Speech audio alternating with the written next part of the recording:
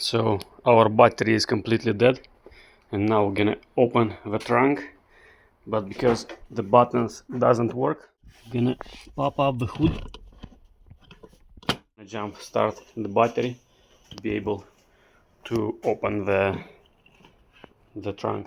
So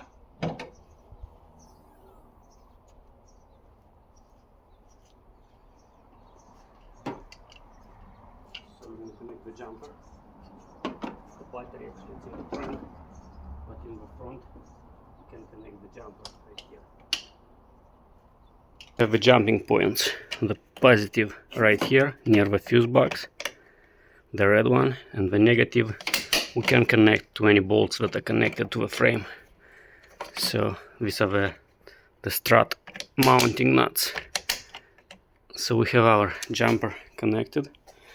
We're gonna start it, and now we're gonna open our trunk. So if you apply power like this, as you can see, it's working in pulses. This is not continuously 12 volts, but it's pulsing it. So we just stopped it, and now I'm gonna show you where the battery is located. So the battery, as you can see, somebody already worked here because none of the covers are sitting in their places. So we're gonna remove this actually from under the seat, from the interior. We don't need them right now. And we're gonna remove this cover. We're gonna just pop it up for now. As you can see, it has a small hook that you can put here. And that battery definitely is not supposed to stay like this. Just look at it. Somebody worked here already, I can tell. So as you can see, the bracket that is holding the battery in place, it's removed as well. And the battery is not even sitting properly where it's supposed to. And looks like it's a brand new battery. It's 2026. It recently was replaced. 5. This is May. 5 May. It got a new battery and it's already dead. That's weird. So now we're gonna loosen this nut. Actually, the battery is not even connected, as you can see. The battery is completely disconnected. Just look at this. That's very weird. I'm gonna take a multimeter and I'm gonna check the voltage first. That's very weird. I just connected the leads to the battery terminals and we have 12.59 volts. This is a very good voltage. So what we're gonna do now, we're gonna install it where it's supposed to be, and we're gonna check if the car will start or not. You see, 12.58. It is a brand new battery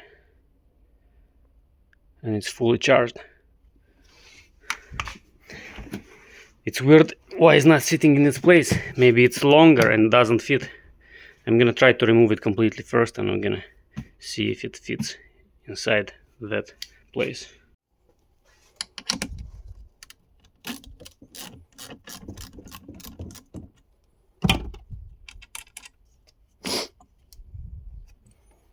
Well, this is connected. This is out of our way.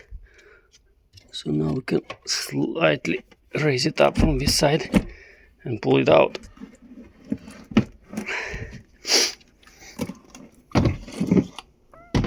As you can see, this is our battery.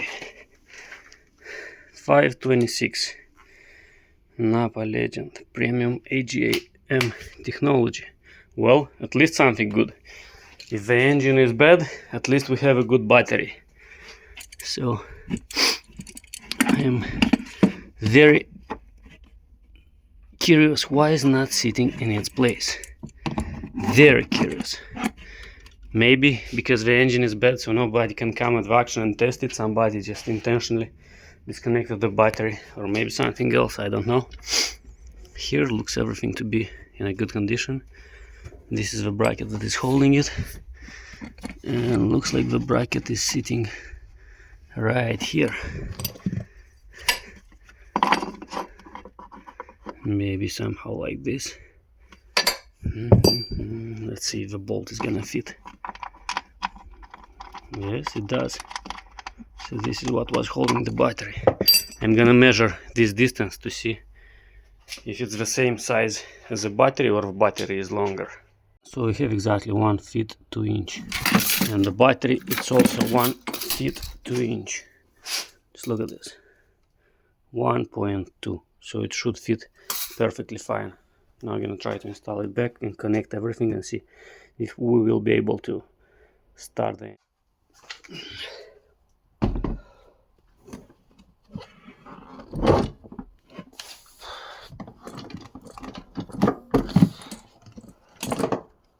So we have the plus connected. Now we're gonna connect the minus. So now we're gonna tighten this 10mm nut.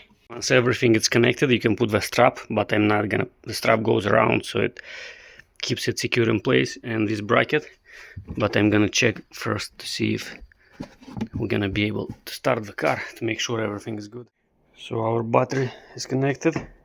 And now we can try the key and the ignition and see if the car is gonna start or not. As you can see, the button works right now. That's good.